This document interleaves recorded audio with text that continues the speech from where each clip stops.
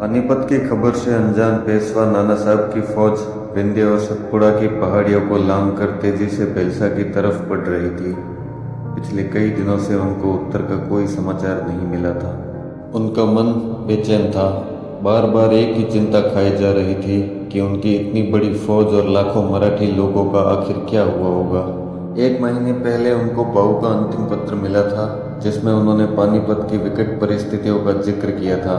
जवाब में पेशवा ने स्वयं एक और फौज समेत शीघ्र ही पानीपत आने का आश्वासन बाऊ को दिया था।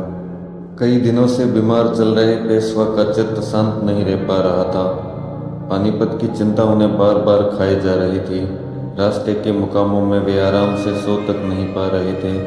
अपने प्राण प्रिय भाई, पुत्र और इतनी विशाल फौज की कोई भी खबर कैसे नहीं मिल रही है, ये सवाल उन्हें रह रहकर कचोट रहा था।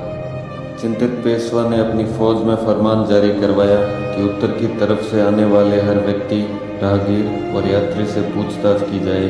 कुछ भी जानकारी मिलते ही उन्हें तुरंत सूचित किया जाए।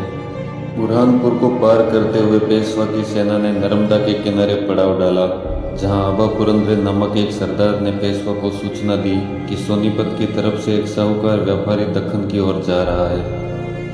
पेशवा ने फौरन उसे अपने सामने हाजिर करने का आदेश दिया। चिंतित पेशवा ने भारी मन से उस साहूकार से पूछा कि हमारी विशाल मराठा फौज और सारी दक्षिणी दौलत पानीपत की तरफ युद्ध करने गई हुई है।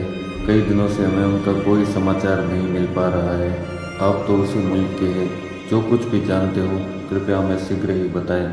हमें उनकी मदद के लिए जाना है। धीमे स्वर में साहूकार ने जवाब दिया कि सोनीपत से निकलते वक्त मैंने सुना था कि पानीपत पर ईरान के शाह अब्दाली और दक्षिण के सेनापति सदाशिवराव बाऊ की फौजों के बीच घमासान जंग हुई है, जिसमें दक्षिणी लोगों की हार हो गई। यह समाचार सुनकर सारी मराठा छावनी सकते में आ गई। कांपते स्वर में पेशवा ने पूछा, और कोई खबर? साहूकार ने जवाब दिया, 2 मोती गिलात, 20-30 अशराफत और रुपयों की कोई गिनती नहीं। नाना साहब को समझते देर नहीं लगी कि 2 मोती अर्थात बाऊ और विश्वासराव, 20-30 अशराफत मतलब उनके कई प्रमुख सरदार और रुपयों की कोई गिनती नहीं अर्थात उनकी सारी मराठा फौज। भावावेश में गदगद पेशवा ने स्वयं को संभालते हुए तुरंत अपनी फौज को आगे की तरफ कूच का आदेश दिया।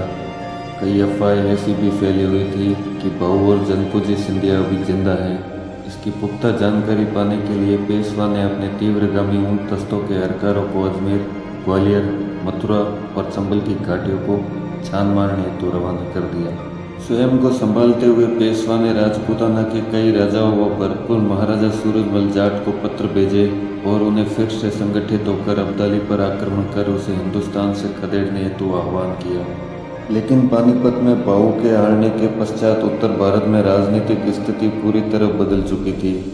मराठा साम्राज्य के उत्तरी स्तंभ सिंधियाओं की लगभग पूरी फौज नष्ट हो चुकी थी और मल्हारराव होलकर का भी कोई पता नहीं था। गोविंद पंत मुंदेले भी वीरगति को प्राप्त हो चुके थे। बाऊ की मुख्य फौज के पानीपत पर पावन हो जाने की खबर आग की तरह सारे हिंदुस्तान में फैल चुकी थी। उत्तर में अब कोई भी फौजी ताकत मराठों के साथ आने को तैयार नहीं थी। वहीं दूसरी तरफ अब्दाली के साथ जिहाद के नाम पर अंतर्वेद के सारे अफगान उसके झंडे के नीचे खड़े थे। दक्षिण में भी निजाम हैदराबाद और मैसूर का हैदर अली वापस सर उठा सकते थे। पानीपत पर मराठों की ताकत डूब गई थी। अब हिंदुस्तान के डूबने की बारी थी। सारी परिस्थितियों को विपरीत हुआ देखकर पेशवा के सलाहकारों ने उनको आगे न बढ़ने की सलाह दी, लेकिन फिर भी पेशवा ने आगे बढ़ना जारी रखा। 2 दिन की यात्रा के पश्चात मराठा फौज जब बेलसा पहुंची तो उन्हें साक्षात उन लोगों के दर्शन हो गए जो पानीपत से किसी तरह जिंदा बचाए थे। सुजाउद्दौला के दीवान काशीराज पंडित और उसके सरदार उमराव गिरी गोसाई के पत्र भी पेशवा को मिले, जिसमें बाऊ और विश्वासराव के दुखद अंत का समाचार था।